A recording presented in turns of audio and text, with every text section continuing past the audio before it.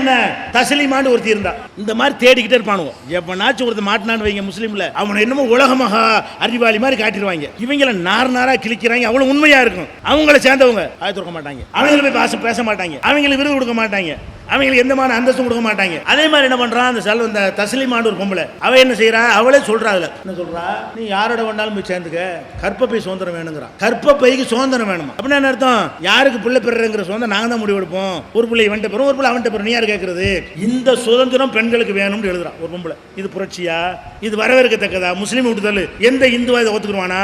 இவன் என்ன செஞ்சுட்டா, என்ன புரட்சிகரமான கருத்தை சொல்லிட்டா? இதுதான் சொன்னா, கற்பப்பை சுதந்திரம் வேணும், பெண்களே நீங்கள் ஆண்களை கற்பழிக்க வேண்டும். இதுதான் சுதந்திரம். இப்படி எழுதியிருக்காங்க.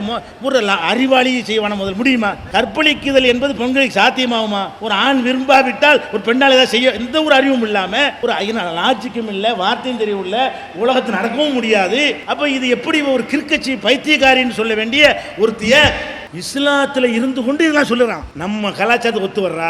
நான் இஸ்லாமா இருந்து கொண்ட தஸ்லீமான் பேர்ல இருக்குதுல, முஸ்லீம் எல்லாம் இப்படி ஆவலாம், முஸ்லீம் எல்லாம் இப்படி வந்துடலாம் இப்படிங்கிற கருத்துல அவளை தூக்கிட்டு தலையில வச்சு ஆட்டம் போடுறானுங்க. தலையில தூக்கி வச்சு என்ன செய்யறான், ஹைதராபாத்ல புஸ்தகங்களே அவளை கூப்பிடுறான். பின்னி எடுத்து வெட்டி விட்டாங்க. அது ஒரு விஷயம். புஸ்தகம் வெளியிட்டு விளையாட அடிச்சுதான் அடிச்சு நோக்கி வெட்டி விட்டாங்க. இந்தியாவுக்கு வரக்கூடாதுன்னு வெட்டிட்டாங்க. அது ஒரு விஷயம். நான் எதுக்கு சொல்ல வர்றேன், இந்த தஸ்லீமா, சல்மான் ருஷ்டி, இந்த இங்க ஒருத்த மனுஷபுத்திரன் தான், அவன் இஸ்லாத்துல பிறந்துட்டு அதை எழுதுனானா அவனுக்கு சாகித்ய அகாடமி கொடுத்துட்டாங்க சென்ட்ரல் கூப்பிட்டு. எதுக்கு அவனுக்கு கொடுத்தான்?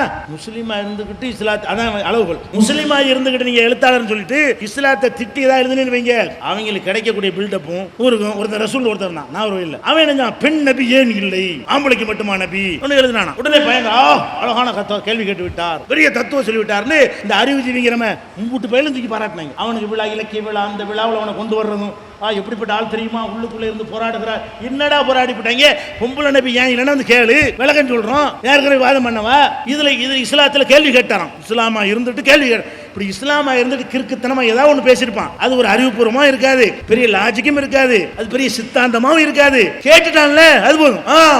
எங்களை மாதிரி உன்னையும் தானே கேட்கறான், எதுக்காண்டி எங்களை நாரா கிழிக்கிறான்ல, 1000 பேர் கிழிச்சாலும் உங்களை 4 பேர் எடுத்துட்டோம்ல அப்படின்னு காட்டி இதன் மூலமாக டேமேஜ் பண்ணலாம் என்று இப்படிப்பட்டவனுக்கெல்லாம் நீங்க முக்கியத்துவம் நீங்க பார்க்கணும். இந்த சதி நடக்குதா இல்லையா நீ புரியணும். சதியை புரிஞ்சாதான் முறியடிக்கிற வழி தெரியும். இந்த சதியை விளங்காம இருக்கிறீங்க. என்ன பத்திரிகை எழுதலாம், உண்மை பத்திரிகை கரெக்டா தான் இருக்கும் அப்படிங்கிற மாதிரியான கருத்து நம்மளே ஆக்கிவிட்டாங்க. நம்ம மனிதரையும் மனிதாபிமானம் மிக்க ஒரு சமுதாயம், நம்மளை தீவிரவாதி பயங்கரவாதி குண்டு வைக்கிறோம் அறுவா எடுக்கிறவங்கிற மாதிரி சொல்லி சொல்லி அதில் அவர்கள் ஜெயிப்பதற்காக இந்த வழி எடுக்கிறாங்க இல்லையா? அந்த மாதிரியான வேலைகளை இந்த ஊடகங்கள் செய்கிறார்கள். அதில் உள்ள சதிதான் இது. இதுலையும் நம்ம என்ன செய்யணும், கவனமாக இருந்து அதை புரிந்து கொள்ள வேண்டும்.